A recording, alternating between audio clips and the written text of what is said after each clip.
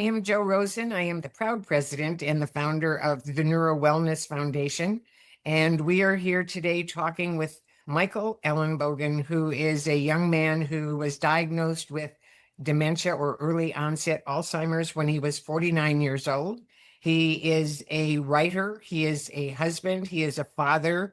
He was a high-level manager, and you will see that as we talk further today.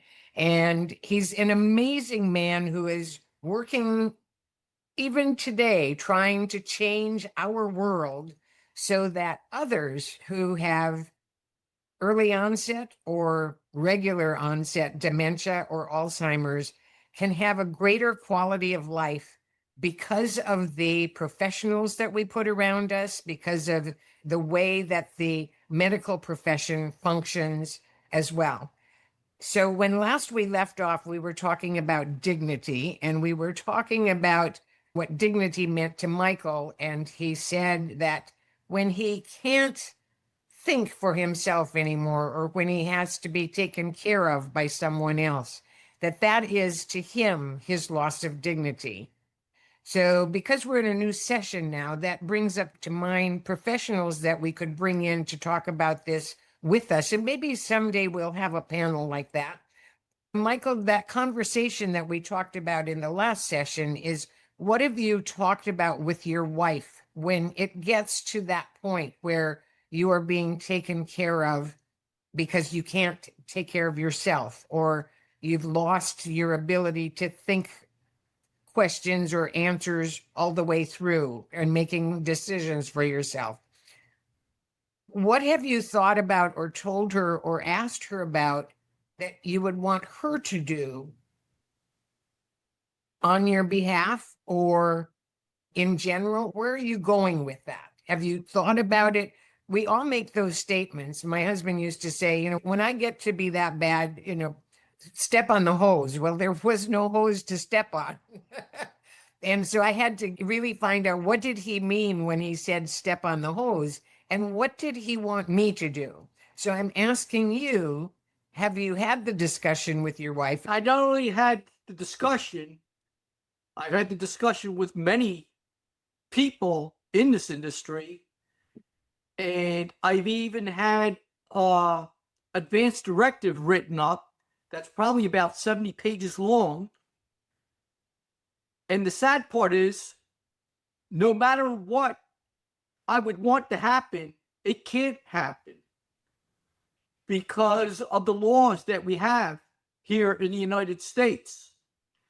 As you may know, some states, you actually can take your life if you are dealing with a terminal illness. So in the state of California, we have that, yes. However, if you have a cognitive issue, you cannot even take part of that. So it's really terrible because people who are living with cognitive issues do not get the same rights as other people. And, my sister, I remember, she had cancer and she has fought many, many years. And she finally said, hey, I'm done. I can't take it anymore. I've had it. And she said her goodbyes, said everything. Every couple hours, the doctor increased the morphine, more morphine, more morphine. Within less than 24 hours, she was gone. She was happy. The family was finally happy that she didn't have wasn't to suffering and everything. Sadly to say, I can't go through that. No matter how bad it could be, I can't go through that. That's really discouraging because that plays not only a terrible role on myself and my process of thinking, but also, I'm sure, to my wife, who would like to honor my request, but can't honor my request. This is a subject, Michael, that I hope we can continue on because I think it needs to be dug into. I'm so happy that you expressed it. I know some of the professionals that we can bring into that panel and have that discussion, but it has to go beyond that panel, and it has to go to state and probably sanctified by the federal government or something. But I know you're working on some of this.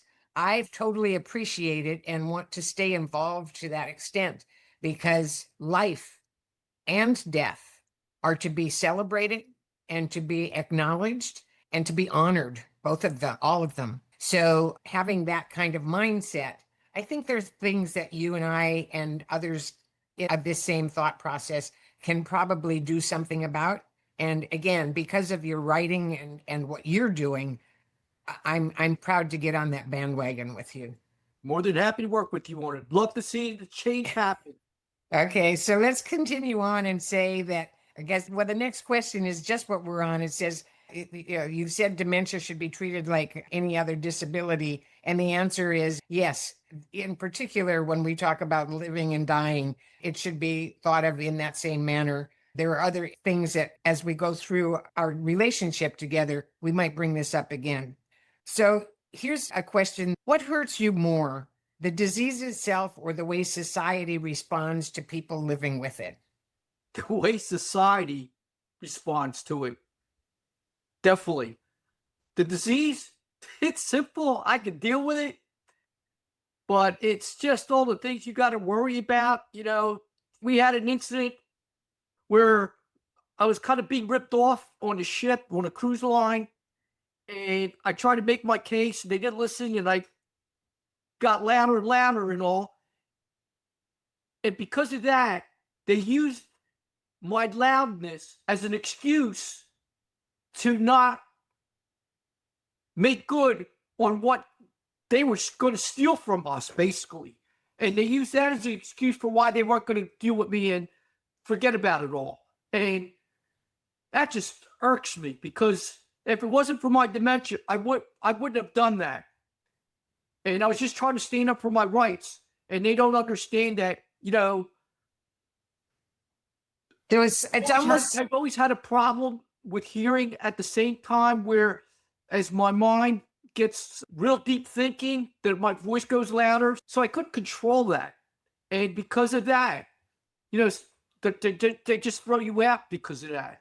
I guess what you're stating kind of is it's the lack of control that creates another issue within yourself. And that is the speaking loudly or, you know, to get yourself heard, at least the thought that you should be heard. And so therefore, by speaking louder, whereas before you had the dementia diagnosis, you may have been more soft-spoken and more theoretical about what you were trying to get instead of being loud and noisy about it. I get it, though. And keep in mind, this was like the third or fourth time they're making me repeat this. And for a person with dementia, it's like, hey, you know, and I tell these people I have dementia. I tell them up front, you know, but they don't care. And they because they don't really know what it is. And so the question is, do you tell them or not tell them? And it kind of, you know, I don't have an answer to it. There probably isn't a complete answer. But if you tell them, they automatically have their own jaundice put up, their own, you know, filter put up as to what does that mean to them. And if you don't tell them, it's like you're not being transparent, and then they'll accuse you of not, you know, it's a catch-22, isn't it? Yeah, not It easy. is. Let's go beyond that too. You talk about systems that are set up and failures of systems, and we're kind of talking a little bit about the medical profession, which certainly seems to be a bit broken these days. But you describe situations where hospitals, police officers, employers, and even disability systems completely misunderstand dementia. What has frustrated you the most? Well, overall, I think people with dementia, sadly to say, lose so many rights that people don't even begin to consider. In my case, I never even saw a judge when I went to SSDI to try to collect for going out on disability. All I know is my lawyer comes back and says, well, you got your disability and everything, but the judge decided that you no longer can make decisions on your own and that your wife's going to be the person who makes decisions. I'm like, okay, don't I get a choice? Don't I even get to talk to the judge or anything? No, that was it. It's like, are you like kidding me? I ain't that stupid that I don't know how to ask for help when I need help I know I need help and things like that. Why would somebody take those rights away from me? There's so many rights they take away from you financially and all these things. There's people one day that the record's clean in the health bill. One day they go into the hospital system and their doctor says, "Oh, you have dementia." Boom. Automatic things go out. They take their driver's license away. Why? My doctor told me back in 2008, he said, when I took a test at NIH, a driving test and all, through a simulator and all, he recommended that I no longer drive. I told my wife and all this. And I said, why? Well, somewhere along the line, you're not going to be able to drive. I said, yes. And when? And how about the person's going to have a heart attack tomorrow? What do you tell them? It's like, I'm still driving good today. I mean, these people have the craziest ideas of what you can no longer do. Well, and you too can see both sides of it, Michael, because we've already advanced beyond in our knowledge base because you've had this and you've been dealing with the world with the condition. And I'm out dealing with it without the condition, but advocating for it. So we've been through this and we kind of understand both sides of it. So where's the fairness in it is kind of what we get down to. On the driving issue, there is concern for some people. I can say in the Parkinson's world, if they had a loss of movement, they couldn't get their foot to the brake on time or they hit the accelerator unintentionally type thing. How would you feel if they killed your granddaughter, or your grandson? So those questions come up. But that's certainly a topic that needs to be discussed and that some measurement probably has to happen. So if someone says, I have dementia, at what measurement are you? I think that I don't know it well enough, Michael, to answer that today, but in time, that's an area that I would like to go. But let's go back to you've said some incredibly forward-thinking ideas about technology and dementia support. What excites you most about where things could go in the future? And I'm sure you've worked on some of these for others, but the GPS would be an example, or you talk about Outlook being set up to remind you every 8 hours. Have you thought about other smart systems or dementia related assistance things that aren't in the marketplace yet that you think should be there? I'll tell you, that's a big open-ended question. Years ago, and I don't know if it's even still around, they came out with those Google glasses that you could wear. And I don't think that was too successful. But for a person with dementia, that could be something so amazing because you tie what the glasses can see and you tie that in with AI. It could be a whole new brain functioning for a person. Because once you know the person that you've seen them, say, hey, that's my wife. It can remind you these things. I can go on and on and on of all the things that it can do with the visionary of that. And, sometimes with the seeing, you have problems and difficulty viewing things. If the glasses could somehow identify what you're struggling to see at times, it would just be amazing. The problem is we'll probably never have that because the people who create this technology don't pull people such as myself into that world, and they look at it from their world of what they think needs to be done, and that's the problem. If you don't include the people who are living with these cognitive issues and all the different problems, you're never going to have the right tools.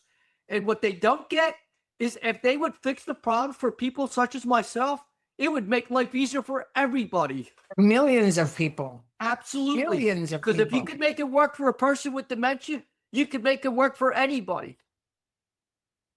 So would that be the statement that you would make if you could change one thing in the healthcare system tomorrow for families facing dementia, what it would be? Well, in the health system, I would say what we really need to do is use technology, AI, and robotics tied together to do what they're doing pharmacologically, trying to create drugs. Because if you did that, we would have a drug and a solution very quickly, because that thing can work 24/7. It can think in powers that no human possibly can. And I would not be surprised. The answer's already out there today. We just need AI to figure it out. Going to agree with you. I think those people that have been working for years on trying to get something through the FDA and get it to help, they might be missing that boat. I think AI is pretty awesome. I know there's the controversy on what AI is and isn't, but I use AI a lot in what I do and am so grateful for my knowledge base of it. But that also means that I have to understand the pitfalls of it as well. So, Well, AI's already proven itself in the medical field. If you recall, IBM Watson, they uploaded IBM Watson with everything related to cancer. All that information. Well, IBM Watson can do a better job than any doctor to come up with a person who's got cancer or anything else like that. So if we did the same thing for dementia, trust me, we'd know a lot more today if they would do that. so what do you want your life to stand for? Changing the world. Well, changing the world for dementia. And I've been working on it since 2008, I guess.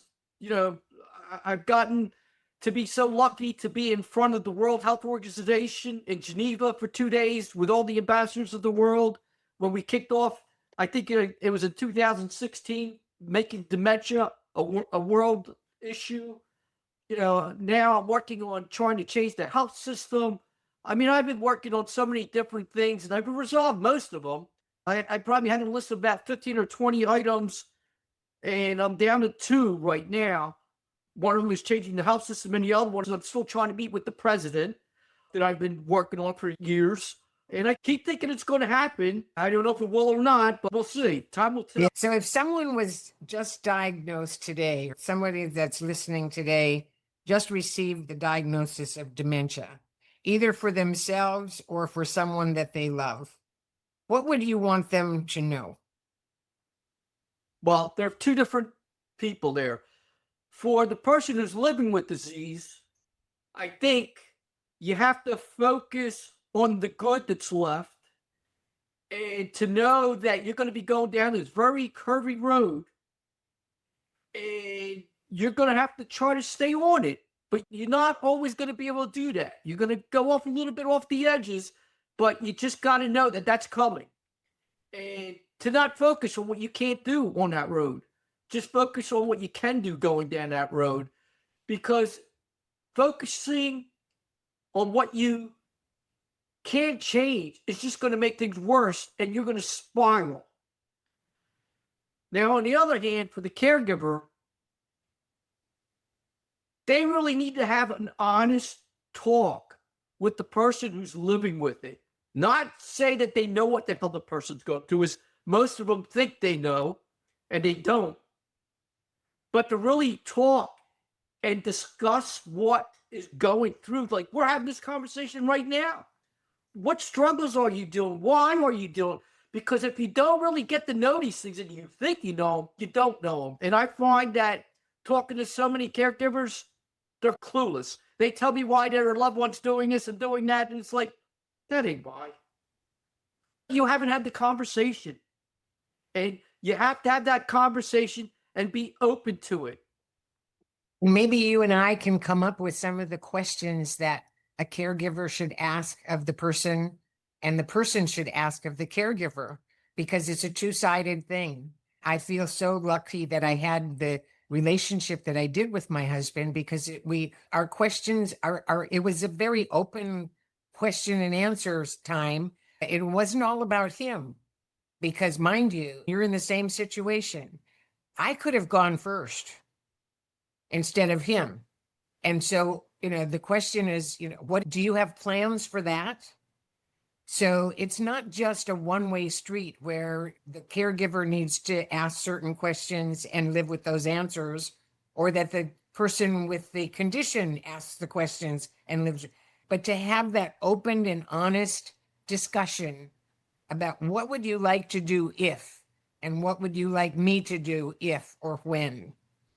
And we're not there in this conversation, but we may get there one day. One of the things that I'm so grateful for is that we asked each other, what would you like?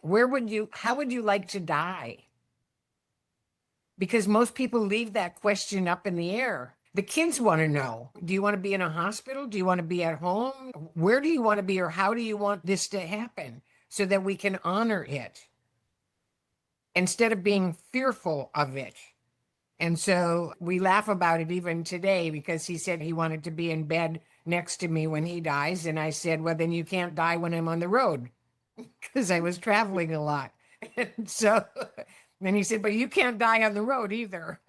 And so, but to have these kinds of open and honest discussions, which is what we've had today. And I am so grateful, Michael. I know that we'll visit each other again.